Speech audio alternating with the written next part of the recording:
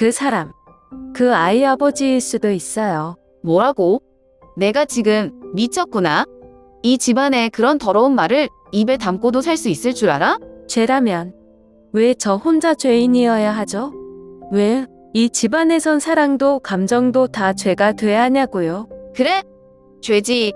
넌 우리 집안의 수치야. 감히 종놈과. 그래서 죽인 거예요. 진우를, 내 아이의 아버지를. 그 사람을 사랑하면 안 되는 줄 알았어요. 하지만 그날 밤 나는 처음으로 사람답게 숨을 쉬었죠. 이 이야기를 들으신다면 끝까지 들어주세요. 이건 누군가의 진짜 마음이었어요. 나는 양화야. 지금이야 한양에서 양반댁 며느리로 살고 있지만 원래 고향은 경상도 안동 땅이야. 산과 들이 이어진 조용한 마을에서 유복한 집안의 외동딸로 자라왔지. 우리 아버지는 고을에서 이름난 학자셨고 어머니는 누구보다 자애로운 분이셨어. 나는 여느 교수들처럼 매일 아침 일찍 일어나 자수 배우고 훈장을 모셔 한문을 익히고 상이 나갈 땐 항상 단정하게 머리를 묶고 나섰어. 그렇게 나는 고가의 규방꽃이라 불리며 자랐지. 그런 내가 한양으로 시집을 오게 된 건 아버지의 친구분의 소개 때문이었어. 정약용 선생과 교분이 있다는 분이었는데 그의 아들이 내가 시집 올 그 집 장남이라고 하더라고. 혼례 날짜가 정해진 건 정조 14년 9월, 결혼식은 10월 보름날. 그날 아침 나는 빨간 가래복을 입고 머리에 족두리를 쓰고 은은한 연꽃향이 감도는 가마에 올랐어. 겉으론 웃고 있었지만 속은 두근두근.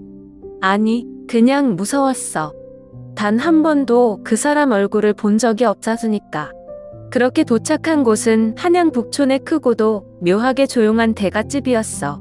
담장은 높고 문 앞에는 어서 오라는 말 한마디 없이 하인들이 분주히 움직이고 있었지. 처음으로 남편을 마주한 순간 나는 조금 얼어붙었어. 얼굴은 말끔했고 눈빛은 너무 맑았지만 이상하게도 나를 쳐다보는 눈엔 온기가 없었어. 그 사람은 마치 예법을 따라 움직이는 사람처럼 기계적으로 절을 하고 정해진 예절만 다하고는 조용히 자리를 떴어. 이게 진짜 내 남편인가? 그 순간 그런 생각이 들었어. 설렘은커녕 찬바람이 스며드는 듯한 느낌이었지. 첫날 밤도 마찬가지였어. 우리는 서로 말을 거의 하지 않았어. 그저 의례적인 인사 몇 마디. 나는 떨리는 손으로 청홍색 치마를 정리하고 있었고 그는 한참 동안 책상 앞에 앉아 무언가를 적고 있었지. 그리고는 말없이 등을 돌린 채 잠에 들었어. 그날 이후 나는 점점 그 집안에서 이상한 기운을 느끼기 시작했어. 시어머님은 표면적으로는 친절했어. 정갈한 음식을 내어주고 매일 아침 안부를 물었지. 그런데 이상할 만큼 나에겐 거리를 두더라고. 특히 안방에는 이상한 규칙이 있었어. 해가 지기 전에 들어가면 안 되고 서랍장을 건드리면 절대 안 된다는 말. 어느 날 밤 남편이 부재 중일 때 나는 조용히 그 서랍장을 열어봤어. 그리고 그 안에서 붉은 천에 감싼 낯선 그림과 기이한 글자들이 가득한 종이들을 발견했지. 어디서 본 적도 없는 부적 같은 것들. 그리고 거기엔 우리 집안과 관련된 이름들이 적혀 있었어. 소름이 끼쳤어. 이 결혼 정말 평범한 혼례가 아니었구나.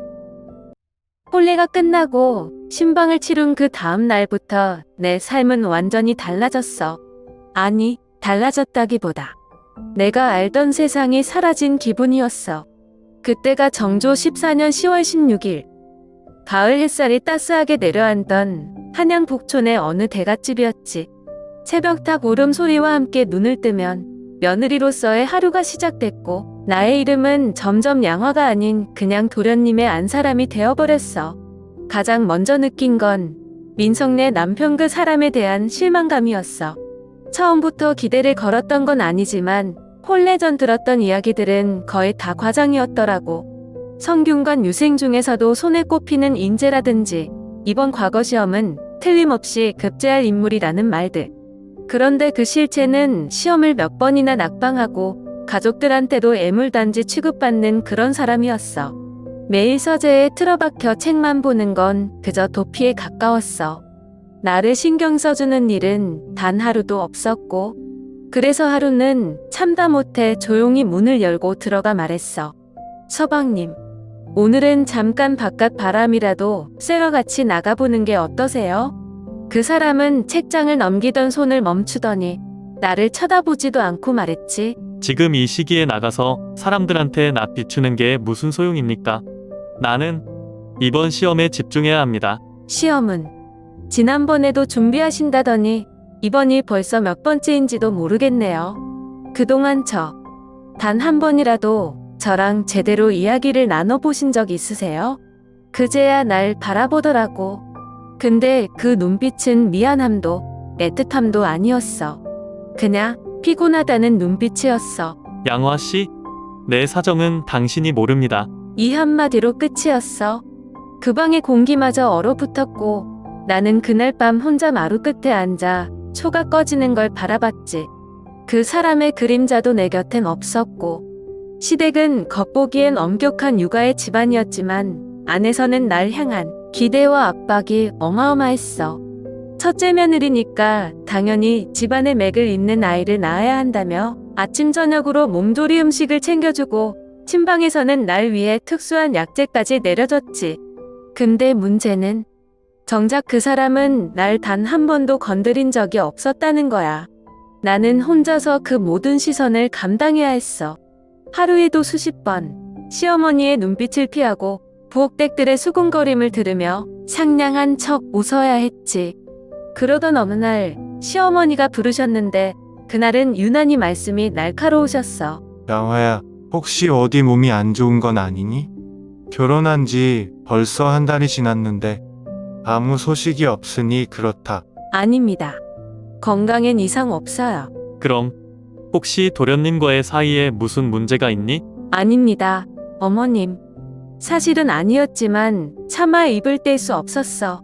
그 사람의 체면을 생각해서든 내 체면을 위해서든 그 말을 꺼낸다는 게 너무 두려웠거든. 그날 밤 나는 민석에게 다시 물었어. 서방님, 어머님께서 아이 얘기를 꺼내셨어요. 대체 언제쯤? 그 사람은 담담하게 말했어. 나는 아직 준비가 안 됐습니다. 근데 전 준비가 됐든 말든 이 집안에선 아이를 갖는 게 곧 의무예요. 우리 둘 중 하나는 책임을 져야 하는 거 아닌가요? 그 책임, 왜 나한테만 묻습니까?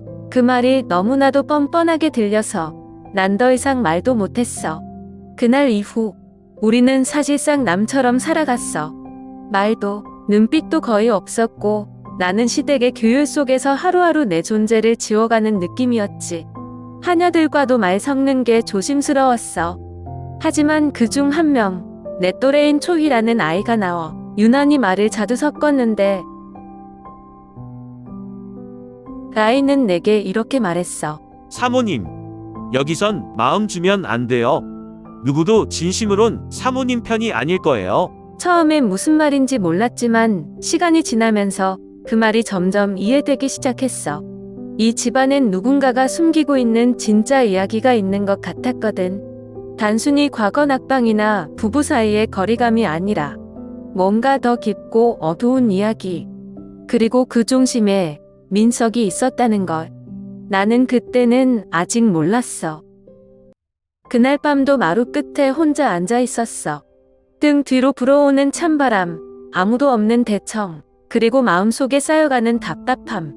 누군가 내 이야기를 진심으로 들어주길 바랐지만 그 집안엔 그런 사람이 없었어. 남편은 여전히 서재에 박혀 있었고 시어머니는 날 바라보는 눈빛이 점점 날카로워졌지. 내가 얼마나 외로웠는지는 그날 꿈을 꾸고 나서야 비로소 알게 됐어. 그 꿈에서 나는 혼자 안채마당에 서 있었어. 그런데 갑자기 하늘이 갈라지듯 열리더니 새까만 용 하나가 구름 사이로 천천히 내려왔지. 무서운 얼굴을 하고 있었는데 이상하게도 전혀 두렵지 않았어. 그 용은 내 앞에 조용히 내려앉더니 작고 환하게 빛나는 구슬 하나를 내 품에 안겨줬어. 그리고 아무 말 없이 하늘로 사라졌지. 다음 날 새벽, 나는 식은땀에 젖은 채 눈을 떴어. 가슴이 쿵쾅거리고 있었고 아직도 그 구슬의 따뜻한 온기가 손끝에 남아있는 듯했어. 그 꿈이 자꾸 마음에 걸렸어. 어렸을 때 유모가 말해준 적 있어. 아씨, 용꿈 꾸면요? 큰 인물이 날 수도 있어요. 아니면 아씨께서 큰 운명을 품으셨단 얘기일 수도 있고요. 근데 그 꿈이 나한테 말해주는 건 지금 이대로 살면 안 된다는 거였던 것 같아. 가슴속 어디선가 이대로 무너지면 안 된다는 목소리가 계속 울렸거든. 그날 밤 나는 결국 누구에게도 말하지 못했던 결심을 했어. 그 넓고 차가운 집안에서 단 한 사람 나를 인간 대 인간으로 대해준 사람. 진우. 젊은 나이에 집안일을 책임지며 묵묵히 내게 손을 내밀어준 유일한 존재였어. 사실 그동안 여러 번 나도 모르게 그의 눈빛에 위로받았던 적이 많았어. 말없이 물을 건네줄 때, 새벽에 창문 닫아주며 슬쩍 내 어깨를 덮어줄 때, 그런 자잘한 배려들이 너무도 인간적으로 느껴졌지.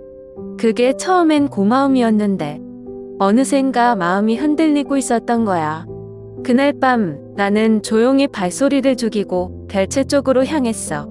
그가 자는 방 앞에 섰을 때 한참을 망설였어. 이 문을 열면 나는 이전의 나로 돌아갈 수 없다는 걸 알고 있었거든. 하지만 내 안의 외로움은 양심보다 더 컸어.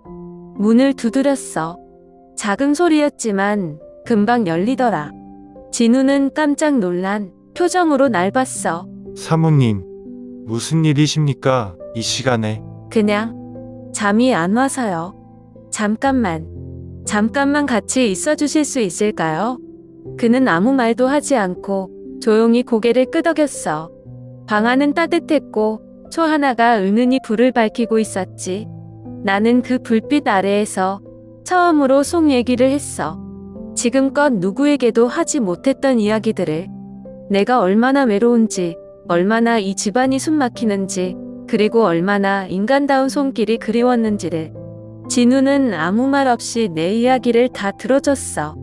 그러다 조심스럽게 묻더라고. 사모님, 지금 이 순간 후회 안 하시겠어요? 나는 한참을 침묵하다가 그냥 고개를 저었어. 후회는 이미 너무 많이 했어요. 그 말에 진우가 조용히 내 손을 잡았고 그날 밤 나는 처음으로 한 남자의 온기를 느꼈어. 그건 죄였을지도 몰라. 하지만 동시에 그건 내가 처음으로 선택한 자유였어. 그날 이후 나는 매일 아침 눈을 뜰 때마다 행복과 공포 사이 어딘가에 매달려 있는 기분으로 살았어. 진우와 함께한 그 밤은 내 인생에서 처음이자 유일하게 누군가와 진심으로 연결되었다고 느낀 순간이었고, 동시에 절대 누구에게도 말해서는 안 되는 금기였지. 그때가 정조 14년 겨울 초입, 한양 북촌은 첫눈이 내릴까 말까한 시기였어. 차가운 바람에 장독대가 서걱거리고 대청마루에 발을 디디면 나무가 삐걱거리는 소리까지 선명하게 들릴 정도로 고요한 날들이었어. 그 고요함 속에서 나는 진우와 몇 번이고 마주쳤고 그럴 때마다 눈빛만으로도 마음이 들켜버릴 것 같은 불안감이 밀려왔지. 그 사람은 늘 조심스러웠어. 나를 보호하고 싶어 하면서도 우리가 저지르고 있는 일이 얼마나 위험한지를 누구보다 잘 알고 있었던 사람이었어.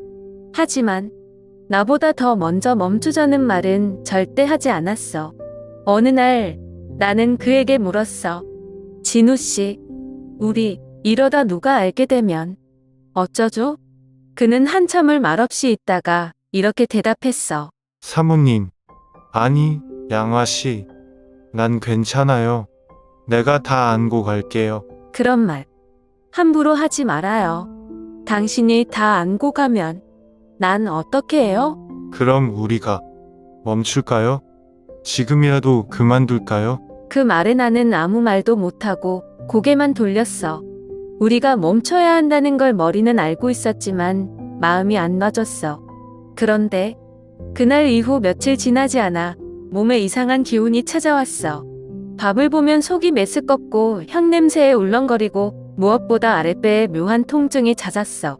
처음엔 그냥 계절 탓이라 생각했는데 한여 초희가 날 유심히 보더니 조용히 물어보더라. 사모님, 혹시 그날이 며칠째 안 오신 거예요? 그 말에 숨이 턱 막혔어. 머릿속이 하얘졌고 손끝이 차가워졌어. 혹시나 싶어 혼자 몰래 약방에 다녀왔고 확인한 결과는 나는 아이를 가진 상태였어. 그 자리에서 무릎이 풀렸어. 머릿속에는 단 하나의 질문만 맴돌았지. 이 아이는 누구의 아이일까? 그 후로 며칠간은 잠도 못 자고 밥도 거의 못 먹었어. 시어머니는 얼굴이 해숙해졌다고 한의원을 불러다가 진맥을 하게 했고 진맥한 의원이 고개를 끄덕이며 말했어. 축하드립니다. 사모님, 경사가 생기셨네요. 그 말이 떨어지자마자 시댁 사람들 반응은 폭발적이었어.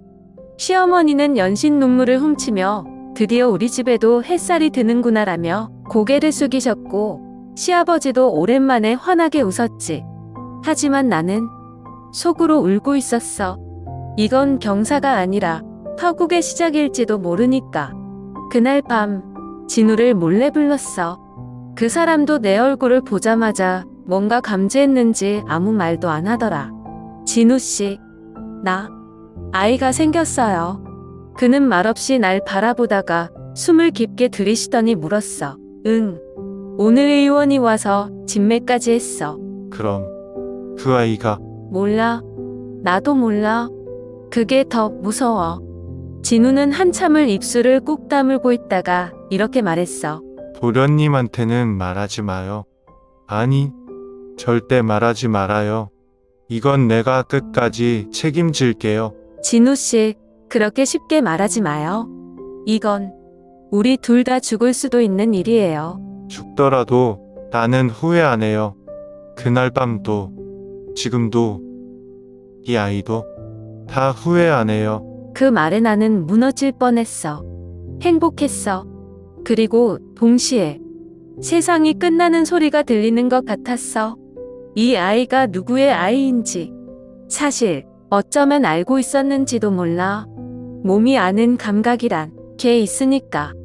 하지만 이걸 인정하는 순간부터 나는 양화가 아닌 죄인이 되는 거잖아. 그때가 정조 15년 봄, 정확히 음력 2월 초닷새. 겨울은 갔지만 바람 끝엔 여전히 차가운 기운이 남아있었고 나는 날이 저물기만을 기다리고 있었어. 그날 밤 나는 진우와 약속했었지. 뒷마당 은행나무 밑에서 조용히 만나기로. 아무도 모르게 아무 말도 없이. 이제 곧 배가 불러올 시기였고 나는 그 전에 진우와 모든 걸 정리하고 싶었어. 이 아이를 어떻게 할지, 우리가 앞으로 어떻게 살아야 할지 최소한 서로의 마음이라도 확인하고 싶었지. 근데 내가 도착했을 때 그 자리에 진우는 없었어. 아무도 없었어. 신발 자국도 숨결도 아무것도. 처음엔 늦는 줄 알았어. 그래서 한참을 기다렸어. 은행나무 가지가 흔들리고 초승달이 지나가고 대문 쪽 하인들 발자국 소리까지 몇 번이나 들릴 때까지. 하지만 끈데 그는 오지 않았어. 다음 날 아침 아무렇지도 않게 시어머니가 나를 부르시더라. 평소보다 어조가 더 차분했어. 양화야, 혹시 진우 본 적 있니? 아니요. 왜 그러세요? 아침부터 안 보이더니 방도 비어있고 짐도 그대로인데 사람만 사라졌더라. 도련님이 꽤나 언짢아하시네. 나는 순간 숨이 턱 막혔지만 애써 아무렇지 않은 척했어. 그날 하루 종일 마음이 덜컥 내려앉은 채로 시간을 버텼지. 하녀들 사이에서도 진우 얘긴 금기처럼 흘러다녔어. 도련님이 화를 내셨다. 뒷마당 쪽에서 소란이 있었다. 진우가 사실은 외지 출신이 아니었다 같은 말들이 속삭이듯 돌아다녔어.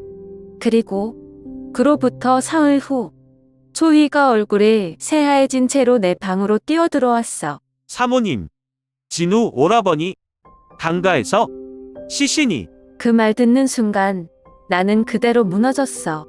무릎을 꿇은 채로 숨을 못 쉬겠더라고. 온몸에 힘이 풀리고 그동안 참고 있던 눈물이 터지듯 쏟아졌어. 진우는 강 건너 용수나무 아래 그동안 마을 사람들도 잘 가지 않던 물가에서 발견됐다고 해. 몸은 통통 불어 있었고 주변에선 아무도 다가가지 않았대. 그리고 더 무서운 건 아무도 왜 그가 거기 있었는지 묻지 않았다는 거야. 그 집안은 그럴 수 있는 권력이 있었거든. 사람 하나쯤은 조용히 지워버릴 수 있는 아무 흔적도 남기지 않는 방식으로. 나는 몇 번이나 시어머니에게 말하고 싶었어. 빠지고 싶었고 진실을 묻고 싶었어. 그날 밤 결국 용기를 내서 마주 앉았지. 어머님, 진우가 정말로 강해서 죽은 게 사실인가요? 그래? 참 안 됐지. 평소에도 조용하고 성실한 아이였는데 왜 그런 선택을 했는지. 그게 정말 진우가 스스로 그렇게 한 거라고 생각하세요? 너 지금 무슨 말을 하려는 거니? 그 사람, 그 아이 아버지일 수도 있어요. 제가. 어머님, 죄송합니다. 하지만 그 사람과 나눈 감정은 거짓이 아니었어요. 잠시 침묵이 흘렀어. 그리고 시어머니는 손에 들고 있던 찻잔을 조용히 내려놓았지. 야 너야. 넌 아직 우리 집을 잘 몰라. 감정이란 건 이 집에서 가장 무의미한 거야. 그럼 제 삶은요? 제 진심은요? 진심? 진심으로 살고 싶었으면 그때 그 사람을 만나지 말았어야지. 그 사람 지키고 싶었어요. 그 사람이라도. 하지만 못 지켰잖니. 그리고 넌 지금부터 그 죄를 안고 살아야 해. 그 말을 듣는 순간 나는 깨달았어. 이 집안에서는 감정도 죄가 되고 사랑도 죄가 되고 사람도 쉽게 사라지는 존재라는 걸. 그리고 나는 그 죄의 중심에 서버렸다는 걸. 정조 15년 가을, 한양 북촌. 입추가 지나고 찬 기운이 들어서기 시작하던 8월 어느 새벽, 나는 아이를 낳았어. 배앓이를 시작한 지 거의 하루 반나절이 지나서야 작고 붉은 얼굴을 한 남자아이가 내 품에 안겼지. 그 집은 온종일 잔치 분위기였어. 평소 무뚝뚝하던 시아버지는 대청에서 하인을 불러 술상을 차리게 했고 시어머니는 손수 미역국을 끓여다 주셨어. 모두들 그 아이가 용꿈 아래 태어났다는 얘기를 입에 달고 다녔지. 아이의 울음소리, 태어난 시각, 계절, 그 모든 게 길하다는 거였어. 그 얘기를 들으며 나는 웃는 척했어. 그런데 가슴 한편은 얼어붙은 채였지. 나만 알고 있었으니까. 그 아이가 누구 닮았는지. 아이 이름은 지훈이라 지었어. 도련님, 그러니까 민석이 이름 중 한자를 따서 지은 이름이었지만 나는 속으로 다른 이름을 불렀어. 지훈이의 눈매, 걸음걸이, 말투. 시간이 갈수록 하나하나가 진우를 닮아갔어. 지훈이는 똑똑한 아이였어. 3살 때 한글을 뗐고 7살엔 사서삼경을 줄줄 외웠지. 16에 성균관 과거에 합격했다는 소식을 들었을 땐 시댁이 아니라 한양 전역이 떠들썩했어. 그날 밤 시어머니가 내게 말했지. 야 너야. 넌 진짜 우리 집에 복을 데려온 아이다. 그 아이 지훈인 반드시 우리 가문을 빛나게 할 거야. 나는 대답 대신 고개만 끄덕였어. 그런데 그 아이 눈을 마주칠 때마다 마음이 찢어졌어. 내가 끝내 지켜주지 못했던 그 사람의 눈동자가 거기 있었거든. 시간은 흐르고 나는 50이 넘은 나이가 되었어. 아이도 장성의 관직에 올랐고 내 역할도 점점 줄어들었지. 이젠 며느리도 들어왔고 나는 조용히 뒤에서 제사상이나 챙기며 하루를 보내는 사람이 되어 있었어. 그런 어느 날, 정조 34년 가을, 나는 북악산 아래 법련사에 다녀왔어. 지훈이가 생일을 맞아 조상님께 절을 올리고 싶다 해서 그를 대신해 조용히 향을 피우러 간 거였어. 그 절은 어릴 적 진우가 가끔 얘기하던 곳이기도 했지. 조용하고 아무도 묻지 않는 곳. 그랬던가. 절 안뜰을 지나 마당으로 나오는데 비지라는 한 스님이 눈에 들어왔어. 허리 숙인 채로 천천히 움직이던 그 사람. 고개를 들었을 때 나는 숨이 멎는 줄 알았어. 진우. 그 얼굴. 그 눈빛. 예전보다 말랐고 주름도 생겼지만 분명히 그 사람이었어. 나는 다리가 풀려 그대로 서 있었고 가까이 다가가 떨리는 목소리로 불렀어. 진우 씨. 진우. 맞죠? 그 사람은 내 얼굴을 조용히 바라보다가 고개를 아주 천천히 끄덕였어. 그러고는 딱 한마디만 했지. 놓으세요. 이제 그만. 과거에 묶이지 마세요.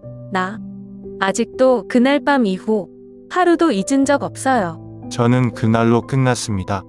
사모님도, 아니, 양호 씨도 살아야죠. 더는 죄책감 속에 살지 마세요. 그 말이 끝나자마자 나는 눈물이 터져버렸어. 눈을 감고 다시 떠올릴까 두려워서 그대로 서 있었지. 그런데 눈을 떴을 땐 그 자리에 아무도 없었어. 진짜였을까? 아니면 내가 만든 환영이었을까? 나는 지금도 몰라. 하지만 하나는 확실히 알게 됐어. 그날 이후 나는 조금씩 그 사람을 놓아주기 시작했어. 지훈이의 눈 속에 남아있는 진우의 기억도, 그 사람과 나만 알았던 밤도 모두 그날 절 마당에 바람에 맡겨두고 왔지. 정조 39년, 지금 나는 63이야. 세월이 정말 무심히도 흘렀어.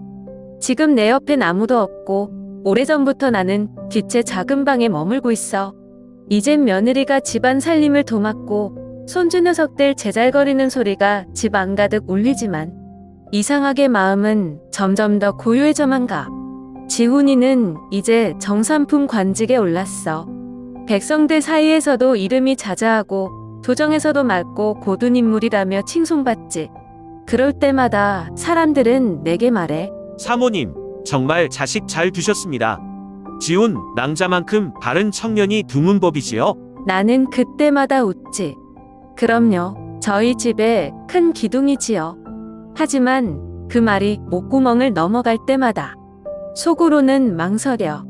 내가 지금 말한 게 과연 진실일까? 그 아이는 정말 우리 집의 핏줄인가?